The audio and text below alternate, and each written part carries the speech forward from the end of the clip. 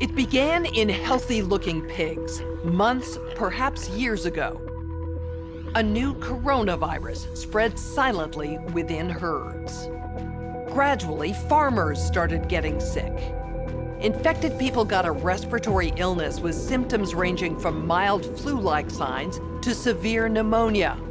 The sickest required intensive care. Many died. At first, the spread was limited to those with close contacts, healthcare personnel, co-workers, and families. But now it's spreading rapidly throughout local communities. International travel has turned local epidemics into a pandemic spanning the globe. One of these days, one of these epidemic events will be a pandemic, a fast-moving pandemic. And mitigating risk and impact of that pandemic will require an all-hands-on-deck approach. And we know from past responses that public-private cooperation will be essential. We're at the start of what's looking like it will be a severe pandemic. And there are problems emerging that can only be solved by global business and governments working together. Experts agree unless it is quickly controlled, it could lead to a severe pandemic, an outbreak that circles the globe and affects people everywhere. We could be looking at double the number of cases in 1 week and 16 times as many in a month if we are not able to stop the spread. That would be on the order of 500,000 cases, and it would continue to rise exponentially. In 3 months, we could be approaching 10 million cases. We have known about CAPS-like viruses in animals and people for decades, but have not been successful at developing a licensed vaccine. And sure, there are new technologies that may help, but it's going to be difficult. I am not optimistic about having a vaccine in time to be relevant during this pandemic. How should governments, business, and international organizations allocate and distribute pandemic antivirals and medical supplies to the people who need them most? People are avoiding public spaces out of fear of infection and in compliance with public health recommendations. This has had a dramatic effect on the retail and service sectors.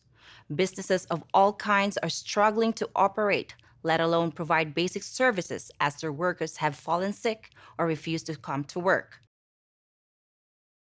How should national leaders, businesses, and international organizations balance the risk of worsening disease that would be caused by the continued movement of people around the world against the risks of profound economic consequence of travel and trade bans?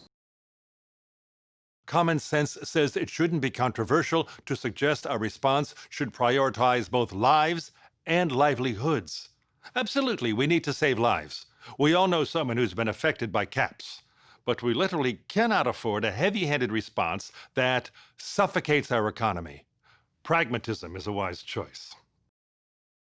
Countries are reacting in different ways as to how best to manage the overwhelming amounts of dis and misinformation circulating over the internet. In some cases, limited internet shutdowns are being implemented to quell panic. The outcome of the CAPS pandemic in Event 201 was catastrophic. 65 million people died in the first 18 months. The outbreak was small at first and initially seemed controllable, but then it started spreading in densely crowded and impoverished neighborhoods of megacities. From that point on, the spread of the disease was explosive. Within 6 months, cases were occurring in nearly every country. The global economy was in a free fall.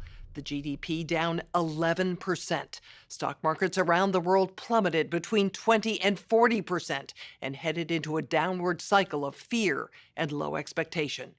Businesses were not borrowing, banks were not lending. Everyone was just hoping to hunker down and weather the storm. Economists say the economic turmoil caused by such a pandemic will last for years, perhaps a decade. The societal impacts, the loss of faith in government, the distrust of news, and the breakdown of social cohesion could last even longer. We have to ask, did this need to be so bad? Are there things we could have done in the 5 to 10 years leading up to the pandemic that would have lessened the catastrophic consequences? We believe the answer is yes. So, are we as a global community now finally ready to do the hard work needed to prepare for the next pandemic?